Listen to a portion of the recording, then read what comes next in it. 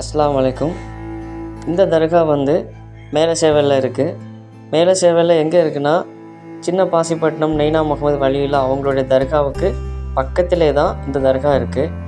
இந்த தர்காவில் அடங்கி இருக்கக்கூடிய மகான் அவர்களுடைய பேர் வந்து மாலிக் முகமது வலியுல்லா அவர்கள்.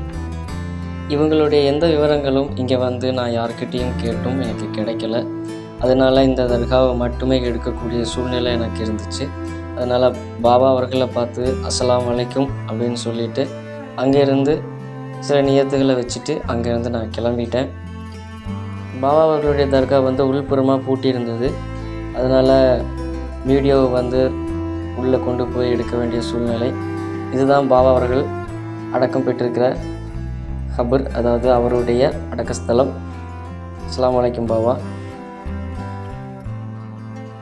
மகான் மாலிக் முகமது வலியுல்லா அவர்களுடைய தர்கா வந்து சின்ன பாசிப்பட்டினம் நெய்னா முகமது வலியுல்லா அவங்களுடைய தர்காவுக்கு பக்கத்தில் தான் இருக்குது. இதுவும் மேலசேவலில் தான் இருக்குது.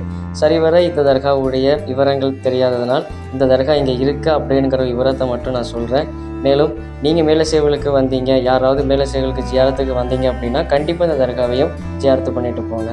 அப்புறம் இங்கே ஒரு சின்ன தர்கா மாதிரி இருந்துச்சு. அது என்னன்னு பார்க்க போனேன். அப்போ பார்த்தா அது தர்கா இல்லை. பக்ரீத் பெருநாள், ரம்ஜான் பெருநாள் அன்னைக்கு வந்து இந்த இடத்துல வந்து மக்கள் வந்து திரளாக நின்று தொழுகிற இடம் தான் இந்த இடம். அதுக்காக தான் இந்த மைதானம் போட்டிருக்காங்க. அதுக்கப்புறம் அங்கேருந்து நேராக ஒரு சந்து வழியாக இங்கே வரும்போது இங்கே ஒரு சின்ன தர்கா மாதிரி இருந்துச்சு. அது என்னன்னு சொல்லி விசாரிக்கும்போது அது தர்கா இல்லை, இது வந்து ஒரு நினைவிடம் அப்படின்னு தெரிய வந்தது. அங்கே வந்து ஒரு 5 கொடிகள் வந்து வச்சுருந்தாங்க. அது பக்கத்தில் ஒரு சின்ன ஒரு வீடு மாதிரி இருந்துச்சு. அது என்னென்னு சொல்லி உள்ளே பார்க்க போனேன். அப்போ தான் இது வந்து ஒரு நினைவிடம் அப்படின்னு தெரிஞ்சது. இந்த நினைவிடம் வந்து செயின்ஸா அப்படின்னு சொல்கிறவங்க மெட்ராஸில் இருக்கக்கூடிய ஒரு அவுலியாவுடைய நினைவிடமாக இந்த இடத்த வந்து வச்சிருக்கிறாங்க.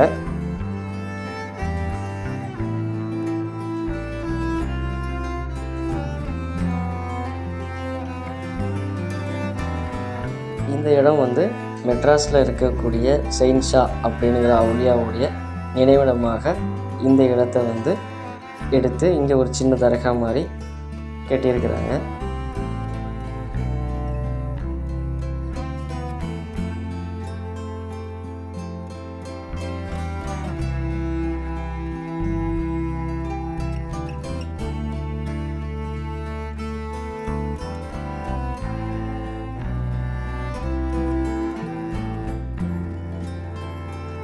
இந்த தர்காக்குள்ளே இந்த தைக்காக்குள்ளே என்னென்ன நடவடிக்கைகள் நடக்கும் அப்படிங்கிறத கேட்குறதுக்கு அங்கே யாருமே இல்லாத காரணத்தினால இந்த தர்கா உள்ளே என்ன இருக்குது அப்படிங்கிறத மட்டும்தான் வீடியோ எடுக்க என்னால் முடிஞ்சது.